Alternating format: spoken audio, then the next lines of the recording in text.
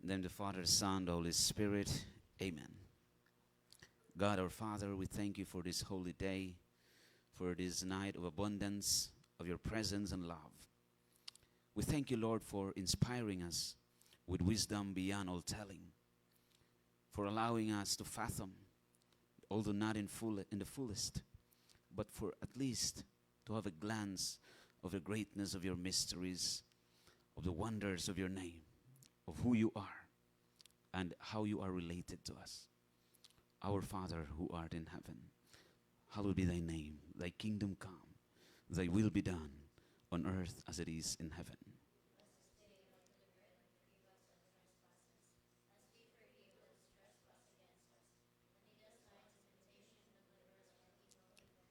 In the name of the Father, the Son, the Holy Spirit. Amen. Mayang gabi sa tanan. Di ko mo dig deeper sa ato ang gospel reading ron, kay ato tong tiwaso ng ato ang reflection about the Our Father. Katong na naman ta sa sixth petition. Last two na lang. Although connected kini siya sa atong gospel pod karon, kay ang atong gospel reading is taken from Matthew chapter 5. So that's the beginning of the Sermon on the Mount. Tulo man ka chapters ang Sermon on the Mount. Matthew chapter 5, chapter 6, and chapter 7. And then, in connection to that, ang gospel po tomorrow, I think, continuation ra sa karon. So, ato ning pamalandungan, ang naa sa Sermon on the Mount, Matthew chapter 6. Kining Sermon on the Mount, muna siya most famous of all sermons. Asa man ka mangitag sermon sa kalibutan nga mulabaw pa ka famous ani? Sa tanang sermons nga nadungog, nahitabo sa history sa kalibutan, mo ni pinakasikat. Unya dinhi sa maong sermon gitudlo ni Jesus ang pinakasikat nga prayer sa tanang prayers. The most famous of all prayers was taught by Jesus in the most famous sermon. Kaning Sermon on the Mount. Unya ato maning nasugdan, sorry, nade ni request no sa ako nabasahan sa mga, I don't know kung ni chat ba ito na ko, ni comment ba ito nga, taga Manila ba? Ganahan po kuno sila nga na ako ni sagol-sagol Tagalog. Pero maglisod kita gyud kay murag ato na ning Tagalog guys, o in-English ning ato ang mga lingwahe. Kana mo tan-aw sa online ba? Sanin sa maganda sana kung mayroon sanang ano ba, Tagalog. Sige. Oh, English or ano na lang, okay. We will try to subukan natin. Subukan natin itong testing. Muritso ta sa sixth petition, kay mo na ito ang discussion. Murag Bisaya, kita ni sa kung saan na ito. Sige na. Pasensyahan na talaga tayo nito. Sa sixth petition, just to recall, no, there are 7 petitions of the Lord's Prayer. The first 3, they are called God, the God word, thy name, thy kingdom, thy will. And then the next 4, muna siya ay atoa sa atin. Give us, forgive us, lead us, deliver us. So these are the 7 petitions. And then we are in the 6th, lead us not into temptation.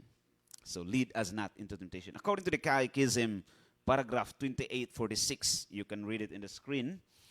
The petition goes to the root of the preceding one. For our sins result from our consenting to temptation. We therefore ask our Father not to lead us into temptation. It is difficult to translate the Greek verb used by a single English word. The Greek means both do not allow us to enter into temptation and do not let us yield to temptation. You might wonder in this prayer if this is really answered, because we are always encountering temptations.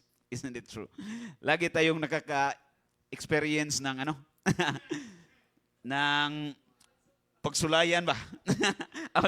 Pagsubok na. Lagi tayong nakaka-experience ng pagsubok. Ang subok kasi sa Bisaya, yun kasi ang sa gitna ng kawayan ba? Sa gitna ng kahoy.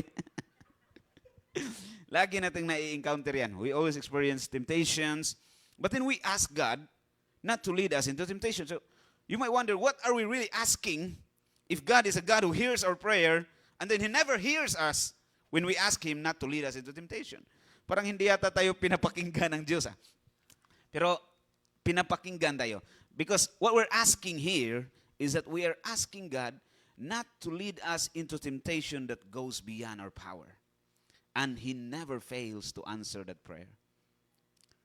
Hindi tayo hirap na to.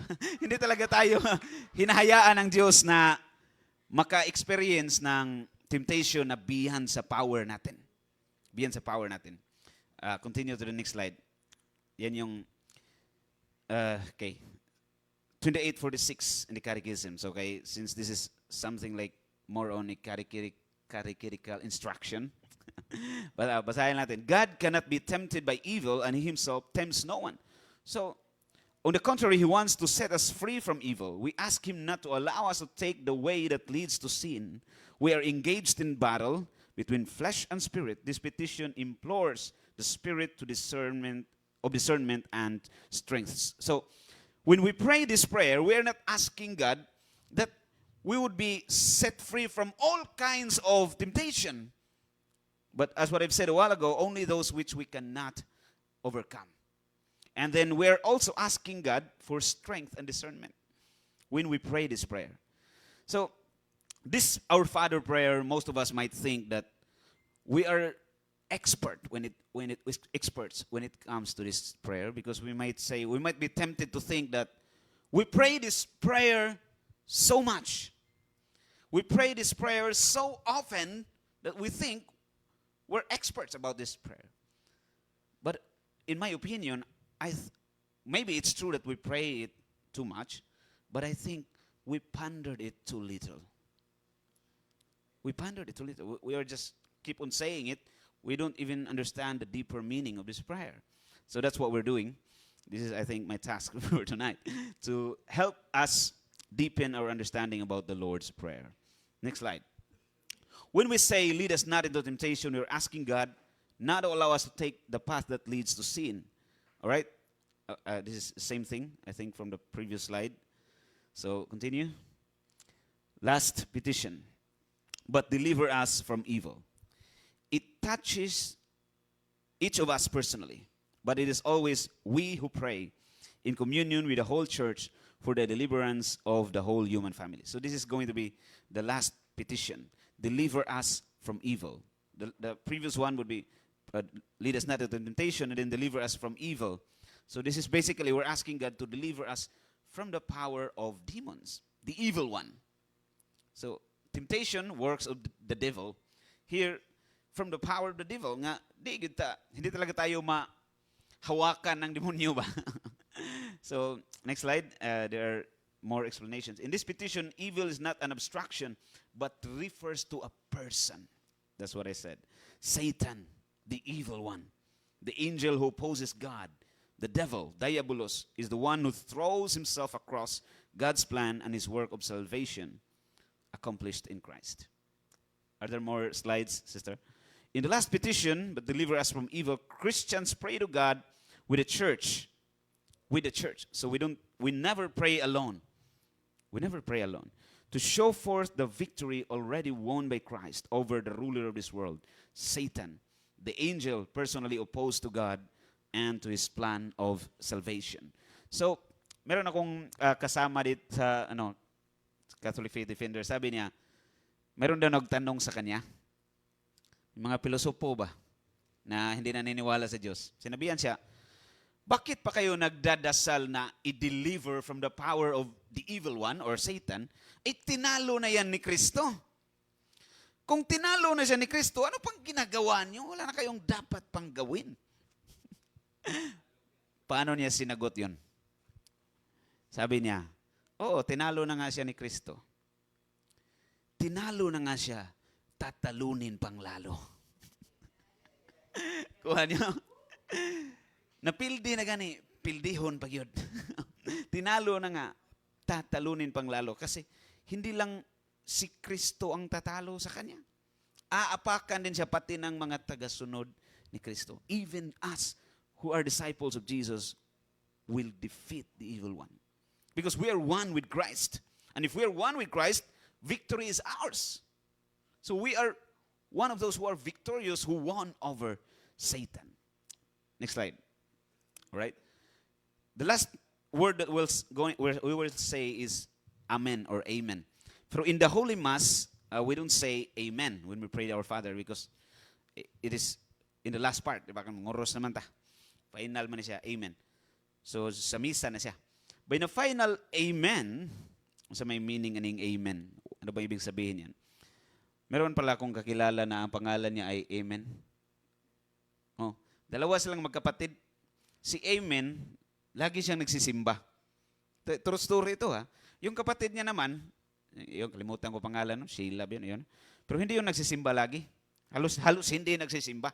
Parang kwaknit yun sa simbahan. Yung kwaknit, yung Tagalog ng kwaknit. Paniki ba? O, parang paniki ba? Alam mo yung paniki? Yung mga paniki kasi, nasa loob yan ng simbahan, pero hindi yan nagdadasal. Yan yung mga nabinyagan, pero hindi nagdadasal, hindi nagsisimba. Member ng simbahan, pero parang mga paniki. So, ganun yung kapatid niya. One time, nagsabay sila magsimba, niyaya siya ni Amen ba? Magsimba, pinilit talaga siya ba? Magsimba tayo, Sunday ngayon, dapat magsimba ka. So, dinala din siya sa kumpisalan, tinuruan. Hindi man siya marunong magkumpisal. So, during the communion, sa misa na, kasi tapos naman sila magkumpisal, nagsimba sila. Sa communion, yung kapatid ni Amen, hindi niya alam paano sagutin yung pare, di ba? Sinabing Corpus Christi or Body of Christ. So, ginawa niya, sabi niya sa kapatid niya, susunod lang ako sa iyo, ha? Naano ako eh. Na kinakabahan ako eh, nahiya ako, hindi ko alam paano sagutin yung, madali lang yan, gayahin mo lang ako. Nauna yung kapatid niya, si Amen. Sabi ng pare, Corpus Christi or Body of Christ, sabi ng kapatid niya sa Amen, Amen. Nasa isip niya, pangalan pala isasagot. Sagutin pala ng pangalan. Nung siya na, Corpus Christi, sabi niya, Sheila, Father.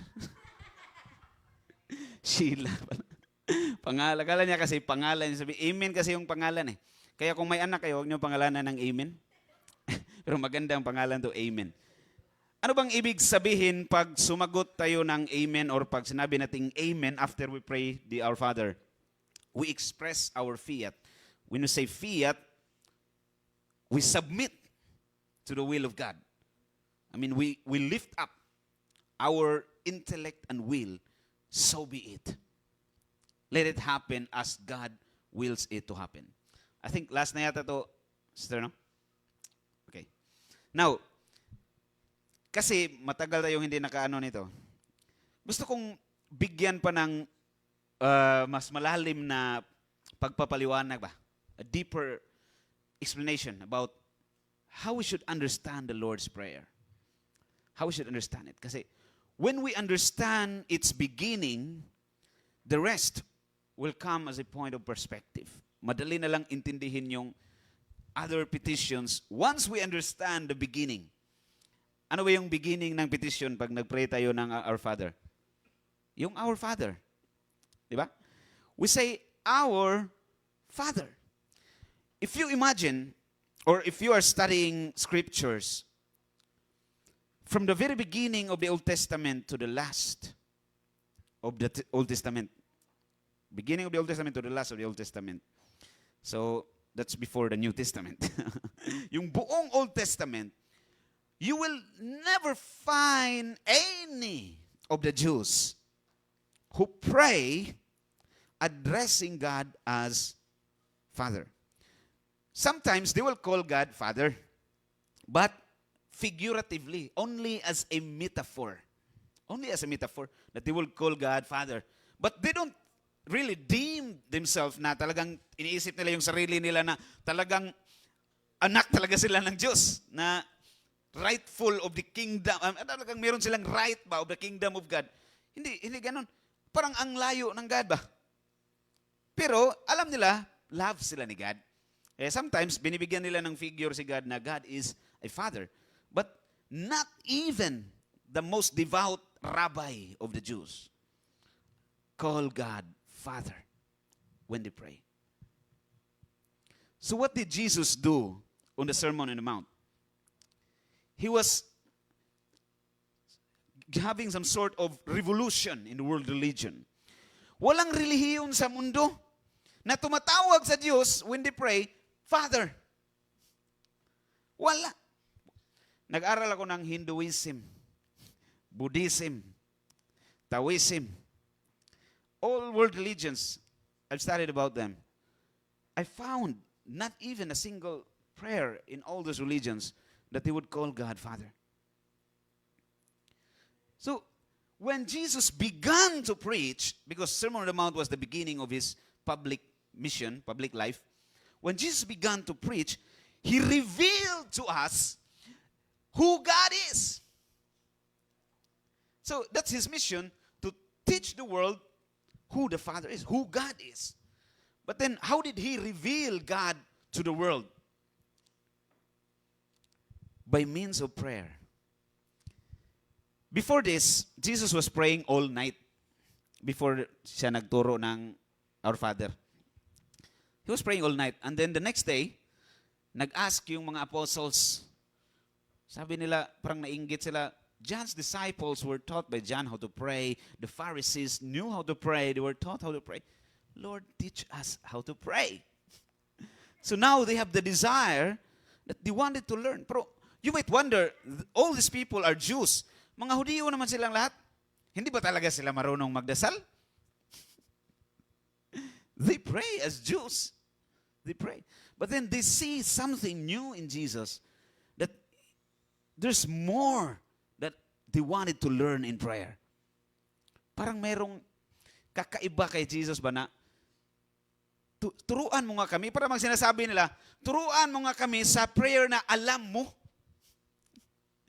Teach us, what do you think is the best prayer? Yun yung sinasabi nila. Because by themselves, they are people of prayer. They pray as Jews. Dili, Jews nga, 8 o'clock. Mga Hudiyo sila eh. Marunong sila magdasal. They're asking Jesus to teach them the prayer that Jesus knew to be the best. That's what they were asking.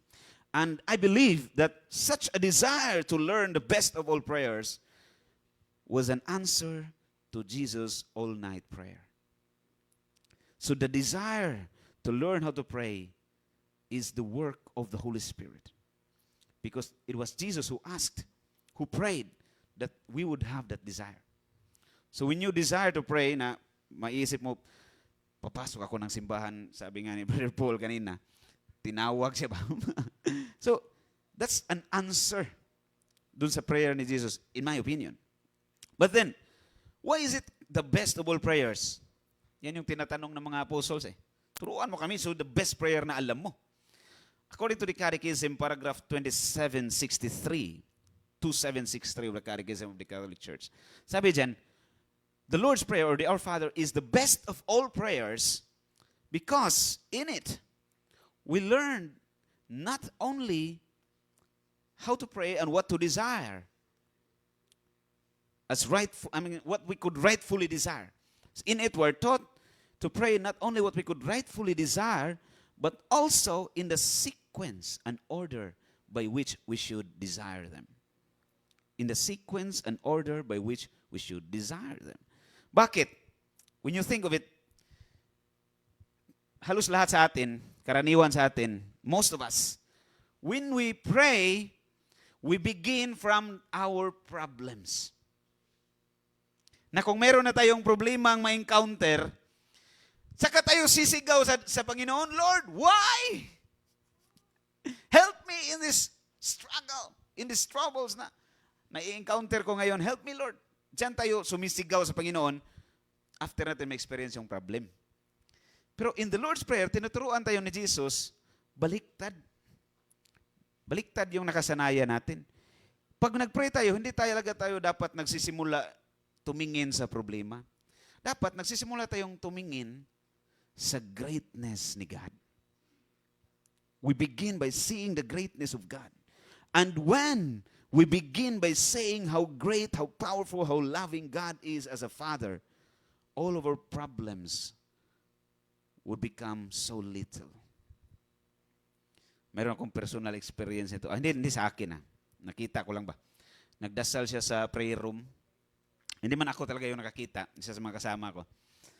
Mayroong nagdasal sa prayer room. Hindi ko lang bigyan ng pangalan. Tapos umiiyak. Umiiyak doon sa prayer room. Siyempre, kami naman nagtataka. Kami ba't umiiyak yan?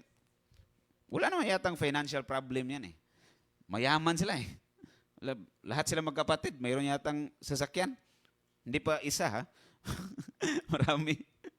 Mayaman talaga sila, pamilya nila.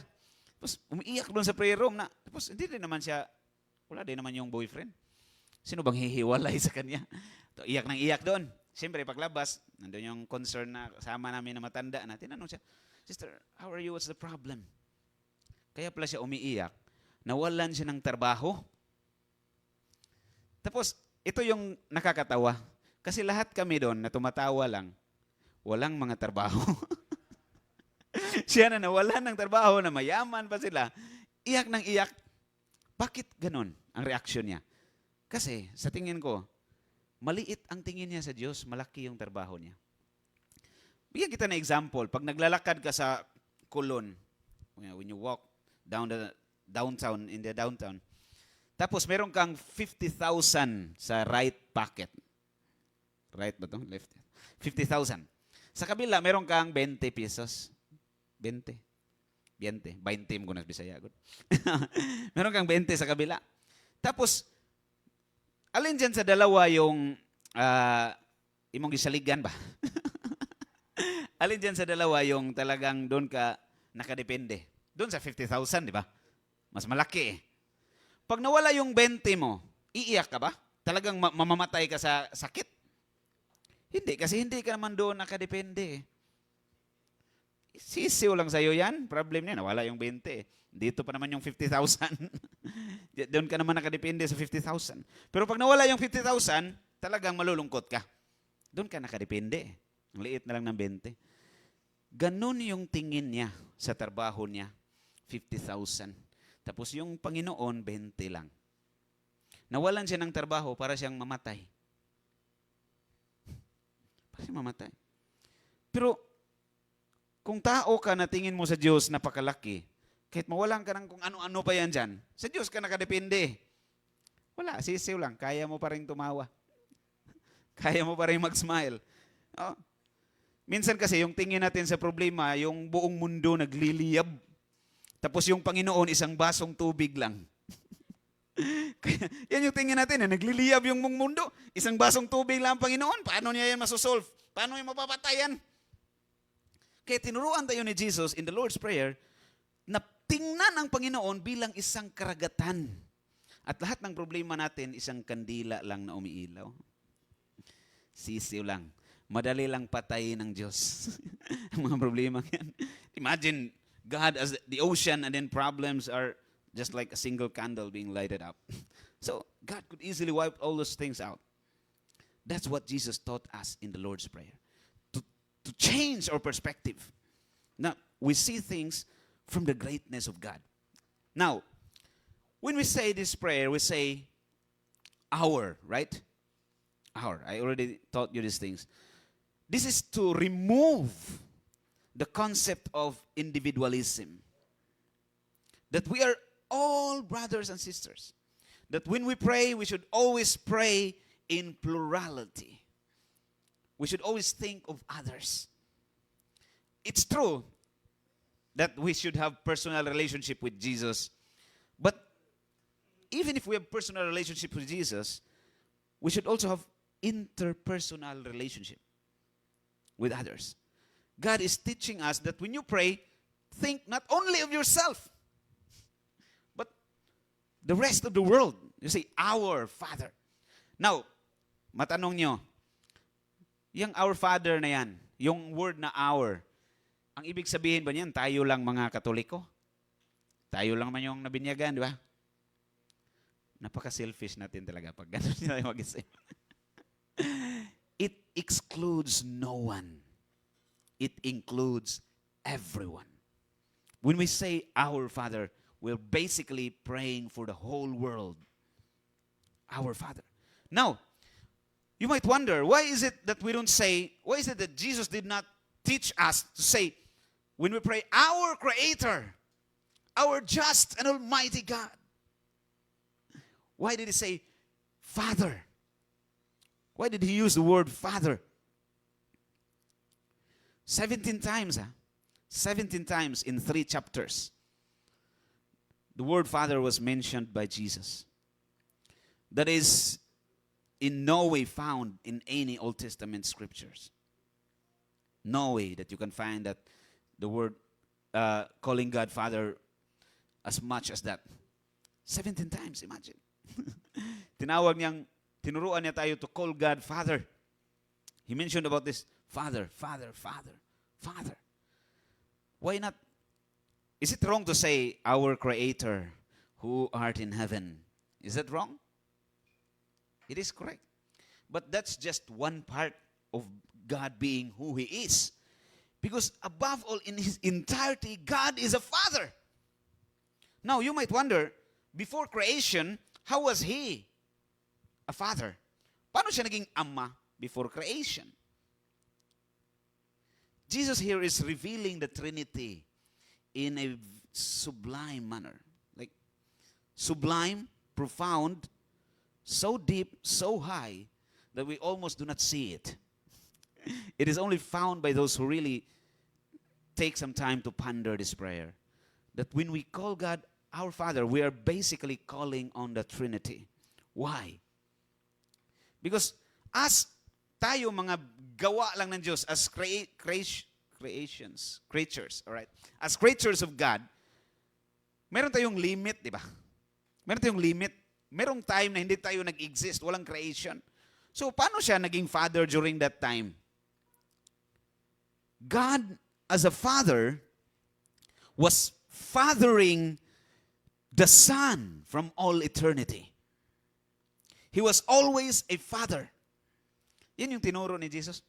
That the image of God is always a Father. And Jesus taught the world what it means to be a Father.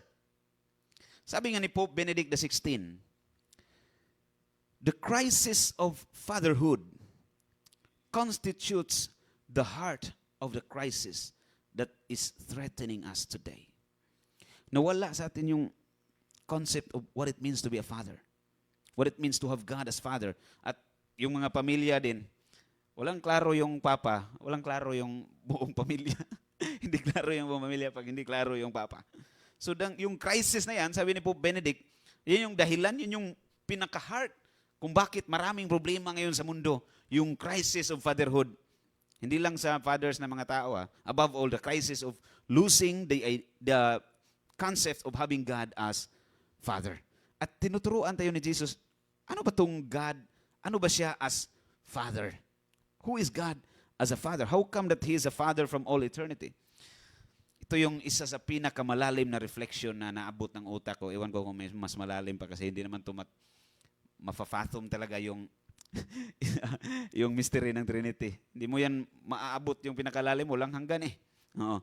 Pero so far as I've reflected, this is the deepest that I've reached in my reflection. Bakit tinuturo yung Trinity when we pray the Our Father? Ito God taught us through this prayer what it means to be a father. And what does it mean to be a father? To be a father is to take your life and give it to your son. That's what it means to be a father. To take your life, give it with all your love to your son. Yan yung pagiging ama. Yung buhay mo, ibibigay mo sa anak mo. Yung life and love na meron ka, you give it to the son. And the Father was eternally fathering Jesus from all eternity. From all eternity. Kasi walang pinagmulan eh. Kaya nga, maisip mo sa Trinity, pag nag-pray tayo ng creed, anong sinasabi natin? Tungkol kay Jesus. Paano ba yung sa Nicene Creed? Begotten, not made, consubstantial with the Father. God from God, light from light, true God from true God. Bakit natin sinasabi na begotten, not made? Ano bang kaibahan ng made at begotten? Ito yung kaibahan niya na. Halimbawa, meron kang, ilan yung anak mo, Romer? 8? 8. Meron kang 8 anak. Okay. Lahat sila begotten yan. Walang made. Kasi kung mayroon kang gagawin, merong made, ito gagawin mo, kukuha ka ng kahoy, magka-carve ka, tapos yung talagang kamukhang-kamukha mo talaga ang gagawin mo. Magka-carve ka ng kahoy. Ngayon, nag-carve ka ng kahoy, kamukhang-kamukha mo, ginawa mo. Tanong, anak mo ba yon? Hindi. Kasi made lang. Yung anak mo, yung talagang bigatin, yung galing sa'yo. Yan si Jesus, hindi siya made, hindi siya creature, but begotten of the Father. Begotten from when? From all eternity. Paano mo ma-imagine yan? Hindi mo ma-imagine. Huwag mo nang imaginein kasi hindi na i-imagine yan. And that life and love that the Father gave to the Son and continually gives to the Son gives back to the Father. What do you call that life and love? Not what, but who? The Holy Spirit. The life and love of the Father. The Ruah. Why is it Ruah? Breathe. Inanim ko na. Ganito yan eh. Ganito yan, in-explain ni St. Maximilian eh. The Father, kaya, i-paraphrase ko lang ha. Paraphrase ko lang. Halimbawa, lalaki ka talaga ha. Lalaki kang totoo. Makakita ka ng magandang babae, titingin ka o pipikit? Nakakita ka nga eh, titingin ka talaga. Titingin ka talaga, hindi mo mapigilang makatitig ba? Grabe ang ganda. Makatitig ka talaga. Titig ba? Talagang, you would stare at that woman ba? Oh, so beautiful. So pretty. Di ba? Tapos ikaw din, gwapong-gwapo. Sabihin na natin, gwapong-gwapo ka din, kahit hindi naman. Sabihin na natin. Tapos nakita ka din niya. Nagtinginan kayo. Ano mangyayari? Laglag ang panga. Laglag ang panga, mapapa-breathe ka na lang. And then there will be an exchange of that breathe. Yan yung love of the Father and the Son, that's the Holy Spirit. That's the Trinity. Kaya nga sabi ko sa inyo, in this prayer, the Trinity is revealed.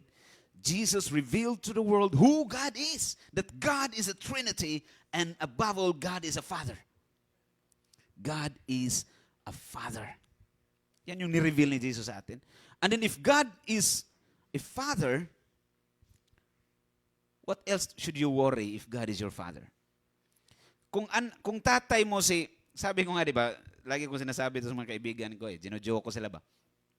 Kung anak ka ni Bill Gates, mag-worry ka ba sa mga tuition mo? Hindi, di ba?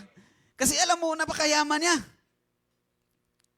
Kaya niyang bayaran lahat yan. Di ba? Hindi ka mag-worry, anak ka ni Bill Gates eh. Ngayon, sabihin ko sa iyo, sino bang mas mayaman? Si God o si Bill Gates? Anak ka ni God eh, bakit nag-worry ka? Kung anak ka nga lang ni Bill Gates, hindi ka mag-worry. Tapos ngayon, anak ka ni God, nag-worry ka.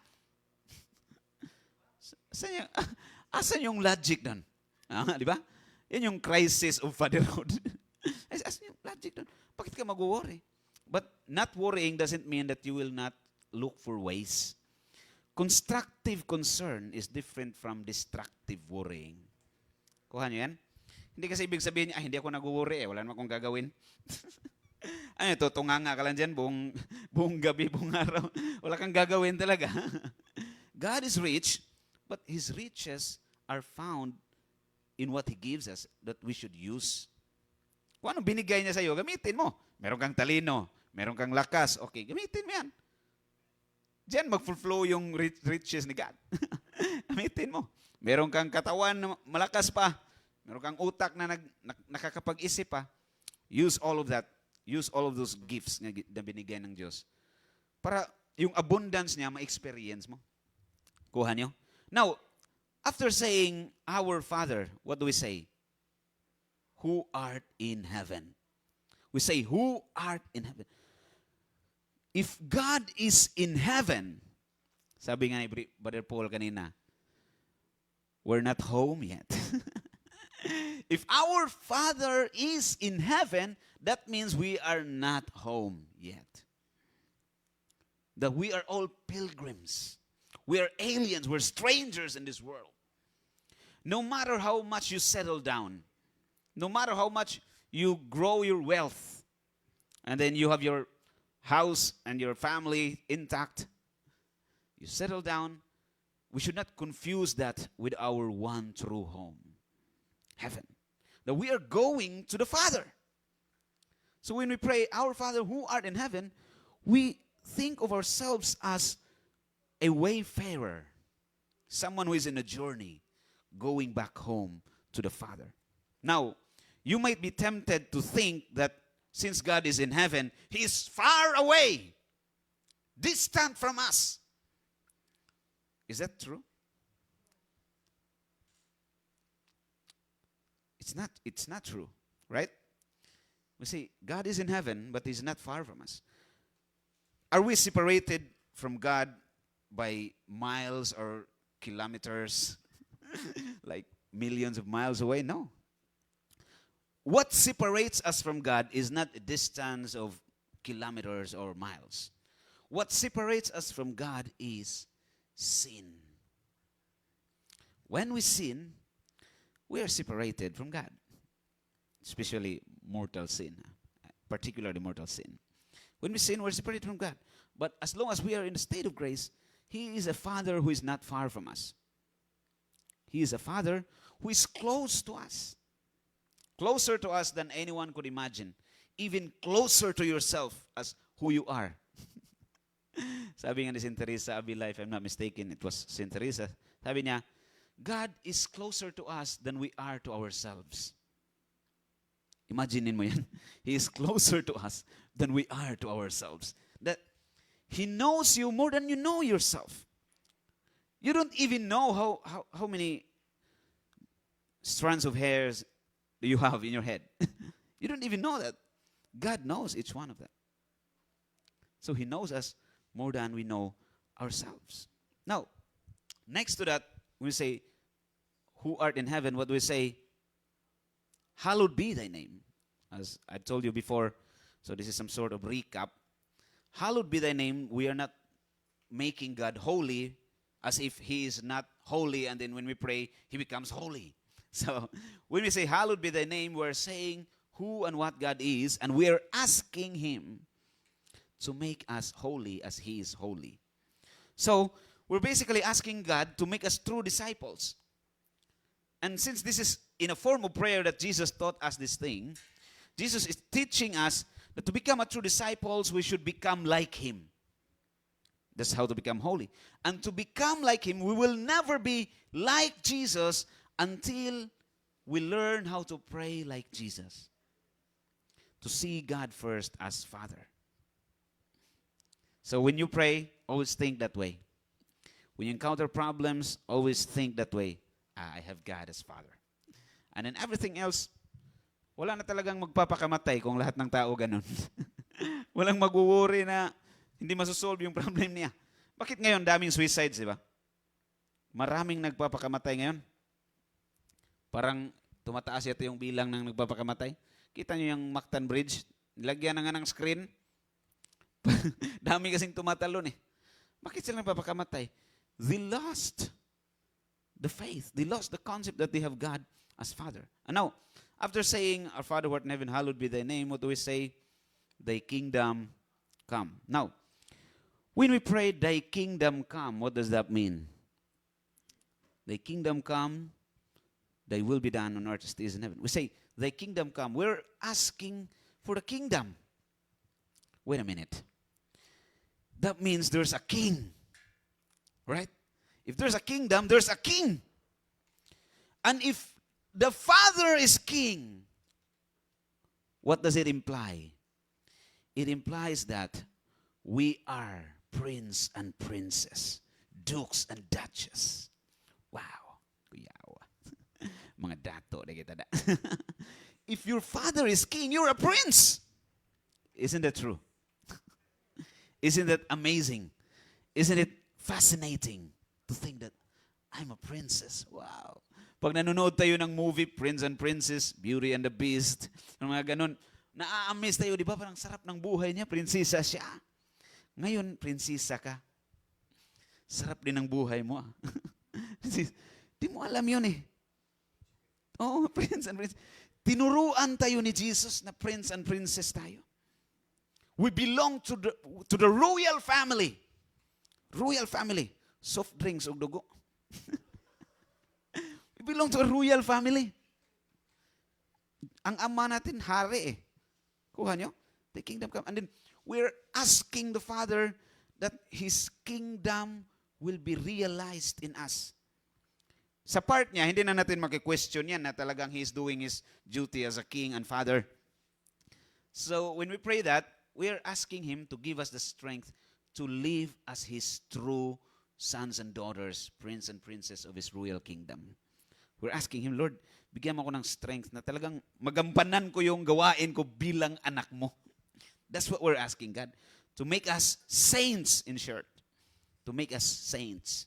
To make us holy. Wala nang ibang mas higit pa dyan. There is no thing, I would say nothing. There's nothing you could ask God for that would be better than asking Him to make you a saint. To make you like Him in everything that you are. Make you a saint. Sabi ni St. Dominic Savio, God, make me a saint. Only you can make me a saint. So in this prayer, we're asking God to do to us what we cannot do to ourselves. Hindi mo kayang gawing banal ang sarili mo. Walang taong nakakagawa ng ganun. Kaya mong gawing banal ang sarili mo. Only by God's grace that we become His true sons and daughters. Only by His help. Yan yung hinihingi natin when we pray this prayer.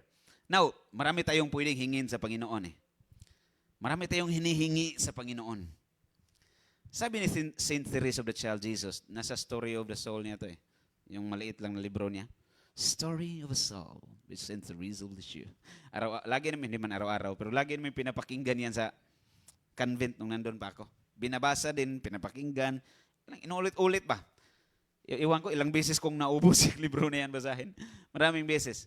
Sabi ni Saint Therese dyan, paraphrase ko lang ha, hindi to word for word. Sabi niya, I'm not so sure if this is exactly the same word so far as my memory would serve me. So, sabi ni Saint Therese, God gave me everything that I want.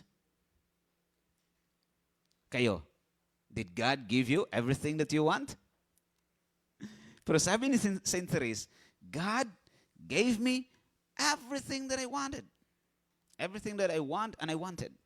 I wanted and want and will want. God gave me everything that I wanted. Meron siyang karugtong. She continued, because I only want what He wants. Nakuha niyo yung logic? Nakuha niyo? God, sabi niya, bakit? Nagtaka nga ako na binasa. Parang hindi yata totoo to ah. Talaga ba lahat ng gusto mo, ibibigay ng Diyos sa'yo? Sabi ni Saint Therese, sa akin, binigay ng Panginoon lahat ng gusto ko. Kasi ang gusto ko lang ay kung ano yung gusto niya. O, edi binigay na nga lahat. Kasi kung anong gusto ko lang ay kung ano yung gusto niya. Tayo mga Cebuano, mayroon tayong prayer na ganyan din. We pondered too little this beautiful prayer that we always pray to the Santo Niño. Alam niyo yan? We wish as you wish, as long as you wish. We wish as you wish, as long as you wish. So we're telling God, Lord, isa lang yung gusto ko, kung ano yung gusto mo. Yan yung gusto ko, kung ano yung gusto mo. Yan yung submission. The kingdom come, next to that, thy will be done. Thy will be done. So, yan yun. Gusto mong mangyari sa iyo kung ano yung gusto ng Diyos, so sinasabi mo sa Kanya, Lord, thy will be done. Pero may karugtong, on earth as it is in heaven. Wait a minute. Paano ba yan nagaganap sa langit? Sino bang nakapunta na ng langit? How is the will of God done in heaven? Teach me how. Mag-guess nyo? Hindi natin kailangan mag-guess-guess kasi tinuruan tayo ni Jesus eh. How is the will of God done in heaven? The entire scriptures. Actually, itong Our Father na prayer, summary din doon ng entire scripture, sabi ng Catechism. Buong scripture from Genesis to Revelation is a teaching on how the will of God should be done on earth as it is in heaven. And how is it done in heaven? Basahin mo yung Revelation. When you read Revelation, even from Genesis, mayroon laging ritual dyan eh. It's in a form of worship. They worship God, right? Ngayon tayo dito, nag-praise and worship eh. In heaven, they worship God. There's a divine liturgy. There's a divine liturgy. Merong, At in that divine liturgy, there's an offering. There's a bread that they eat. There's an offering. Merong pagkain, merong banquet, merong salo-salo. Yan yung nangyayari sa langit. Merong banquet, merong salo-salo, merong fiesta. Meron silang kinakain. Hindi yung, huwag mo imagine na talagang kain na kaya ng ginagawa natin, ha? Si langit yun, eh. Spiritual yun, eh. Meron silang kinakain. Ano yun? Si God mismo.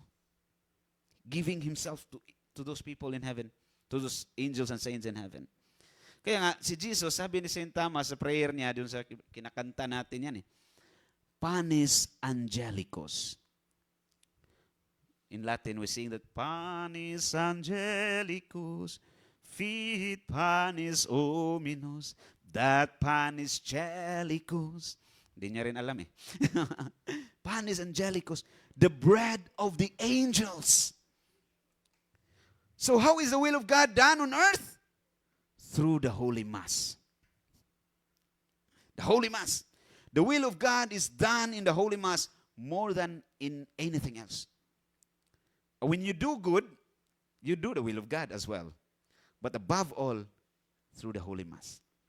So the Our Father prayer is leading us to the Eucharistic celebration. That's what it does. That's what it does. Yung prayer na yun, ganyan yung kakumpleto. Ganyan kakumpleto. Ngayon nyo lang narinig yan. Bakit mayroong Holy Mass para dyan sa Our Father? Meron, nandyan na yan. Lahat na yan, buong-buo na yan. No? Ganyan yung nangyayari sa langit. Yung fiesta, yung banquet. At merong offering, basahin mo yung Revelation, ulit-ulit dyan yung Lamb of God, di ba? Lamb of God, Lamb of God, Lamb of God. Sa misa, 4 na beses yan eh. Bago ka manguminyon, nasabihin mo. Ang sabihin ng pare, behold the Lamb of God. Sabihin niya, may lang Lamb of God na naman. At yung Agnus Dei, yung kinakanta natin, Lamb of God, take away the sins of the world, have mercy on us. 3 times, di ba? Then Lamb of God, have mercy on us. Then Lamb of God, grant us your peace. And sabihin na naman ng pare, behold the Lamb of God. So 4 na beses, ulit-ulit, yung Lamb of God. Diyan nagaganap yung will of God. As it is in heaven, it happens on earth. In the Holy Mass, that's the best thing. Talaga na, sureball ka ba? Meron tinanong nga kami ni Father Martin, yung nagbigay ng recollection sa atin ba? Tinuturuan niya kami, nagkaklase sa amin eh. Tanong niya sa amin, how will you be so certain that your prayer is pleasing to God? How will you be so certain about that? When it is what God wants. Kung ano yung tinuro ng Diyos, ay, yan, sureball yan. Yun yung gusto niya eh. Siya mismo nagsabi, edi, the best na yan. Yan yung pinaka-pleasing na prayer. Kasi siya mismo ang nagturo, nagsabi ng prayer na yan. So, I think next to that is ano na yan, yung give us this day na, di ba? The kingdom of the earth is in heaven. Give us this day. So, our daily bread. So, give us this day, our daily bread. You might wonder, ulit-ulit eh, give us this day. May day na nga, may daily pa. Give us this day, our daily bread. Laging us. If you notice, laging us, laging our. So, it's always in the form of plurality yung prayer na yan. Na iniisip mo lahat ng tao when you pray the Our Father. And give us this day, of course, what are we asking? Kasama na din yan yung talagang pagkain ng katawan natin. Yung supply, sustenance natin sa bahay, kasama na din yan. Pero above all, we're asking for the super substantial bread. And that's no other than the Eucharist, our daily bread. So, bibilisan ko lang. Give us this day our daily bread. Forgive us our trespasses. Ito yung pinakaayaw natin eh. Yung karugtong ng forgive us our trespasses. As we forgive those. Wait a minute. Pwede ba natin baguhin siguro yan? Parang ano ba? Forgive us our trespasses. Forgive us our trespasses, Lord. As much as I could hold on, seeing the face of the one who offended me. Pero walang condition. Yan talaga yung sabi ng Panginoon. Forgive us our trespasses. As we forgive. So, talagang kung paano ka pinatawad ng Panginoon, dapat ganyan ka magpatawad dun sa nagkasala sa'yo. Ganyan talaga dapat eh. Those who trespass against. And lead us not into temptation. Yan na yung pinag-usapan natin kanina. So, na-recap natin lahat from the beginning to the end. yung Our Father. But if you want to dig deeper, want to know more about the Lord's Prayer, want to understand it better, we will not end here tonight. There are so many ways that we could learn more. Like read, listen. Actually, sa panahon natin ngayon, hindi na mahirap makinig ng sermon. May YouTube eh. May YouTube, meron ng mga vloggers din na mga nagtuturo ng mga ganito. So we could listen to it many times na convenience sa ating oras din na we have time to listen. So I think that's quite enough. But before ending, I would like to quote one author who said something very beautiful, and I think it's quite worth remembering for. Sabi niya, when Jesus came, He paid the debt He never owed. He paid, let me recall it. He paid the debt He never owed, so that we who would have something to pay for a debt, paano ba sinabi yun? Teka lang. He paid the debt He never owed for us who owe a debt we could not pay. Yan pala yun. He paid a debt He never owed for us who owe a debt we could not pay. Di natin kayang bayaran, siya na yung nagbayad. So that's all for tonight. Thank you so much for your patient listening.